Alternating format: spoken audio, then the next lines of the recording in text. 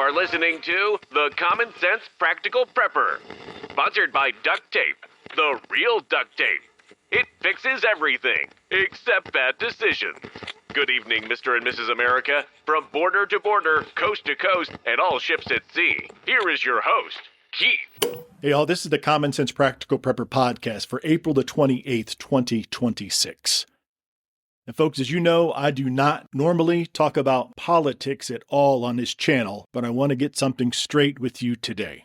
In my opinion, the current environment of this dangerous political rhetoric is making it more dangerous, much more dangerous for the average person than it used to be. Very plain and simply, if you don't believe in the ideology of a certain political party, many, many times they have called for violence against those that do not follow that particular ideology. And I think it's done on purpose. I think it's done to divide us.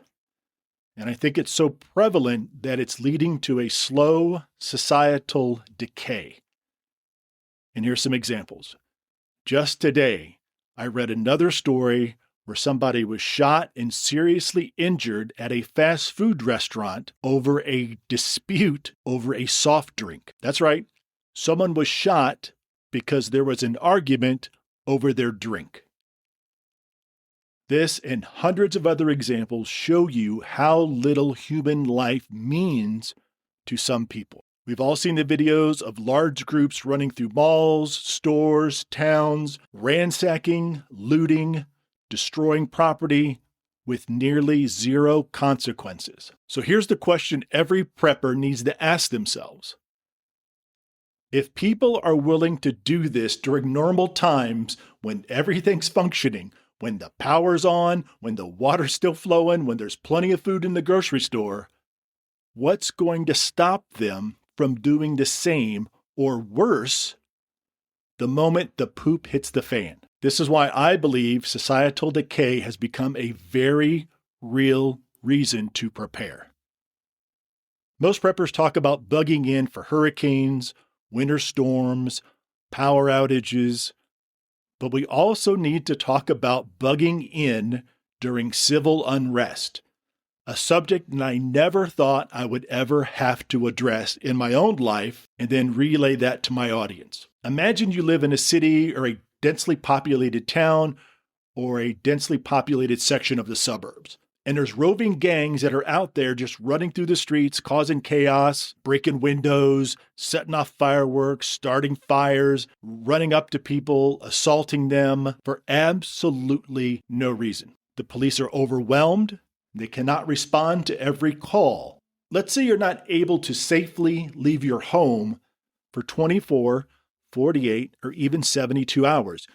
Either the authorities are asking you not to leave your home, or you personally do not feel safe leaving your home. If that happens, here's what I believe you should start doing to prepare.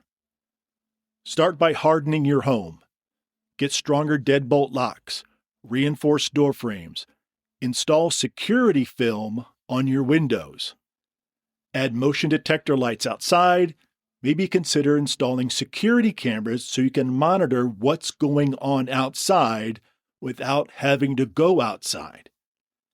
And we talk about installing security cameras that shoot on your property or off of your property. Please make sure there's no local ordinances or any laws or anything like that in your particular state, city, town, or country that prohibits you from having a security camera that shoots off of your property. There may be regulations or laws in certain countries that prohibit the view of your camera from getting the neighbor's yard, or the view of the camera getting your street, or the view of your camera getting a bus stop where the kids are.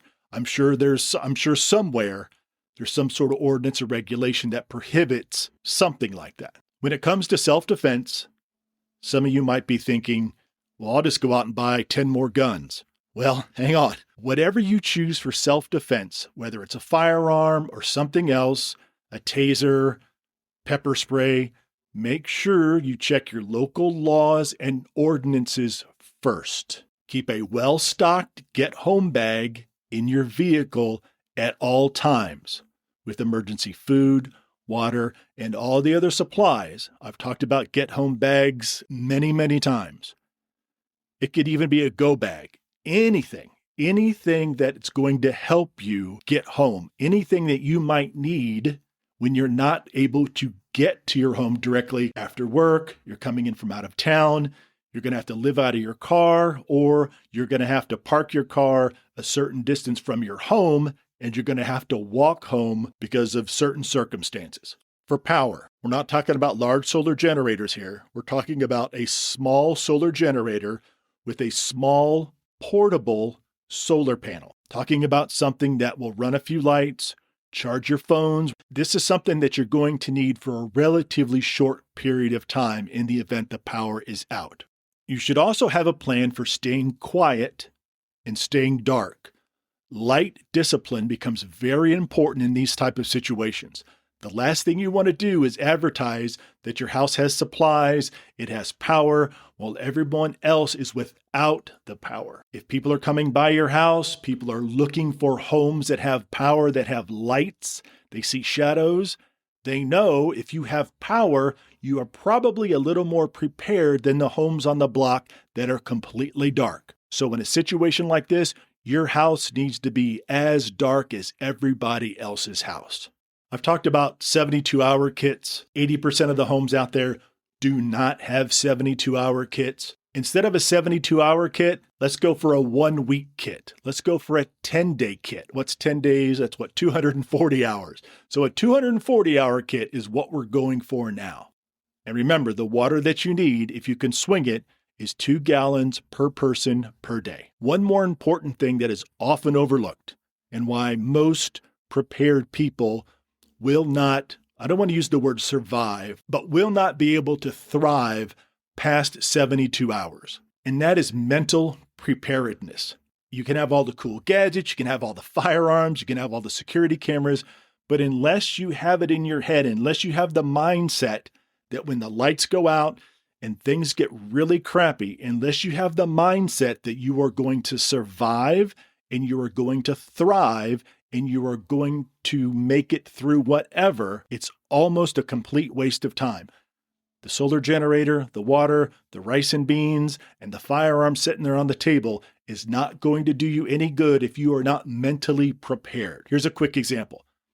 I have a friend of mine that has 3 little kids. Both the mom and the dad have bug-out bags. They're kept in the closets. And each of the children also have a very small bag as well. They do not tell the kids, these are our bug-out bags. So when roving marauders come running through the neighborhood, or when the poop hits the fan, I need you to run to the closet, get your bag, and meet at the car. That's not what they tell the kids. They don't tell the kids they're preparing for any SHTF situation. They try to make it a game.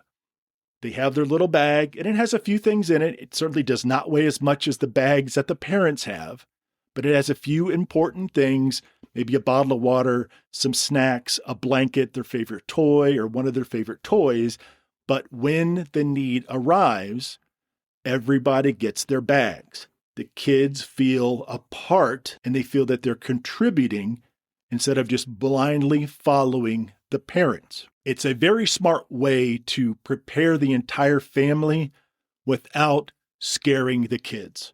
Mom gets the bag, dad gets the bag, the children get their bags, they all hold hands, and everybody moves to the car or whatever plan they have in place for a given situation. And again, I've said it a million times, situational awareness will get you out of a pickle 99.9% of the time. It's not about being paranoid. It's about being prepared. It's about being honest about the world that we're living in right now. All right, folks, thank you so much for listening. practicalpreppodcast@gmail.com. I'm on the Twitters, prep_podcast. And as always, please be careful out there. Take care of one another. And until next time. You've been listening to The Common Sense Practical Prepper. Subscribe, like, drop a review. Over and out.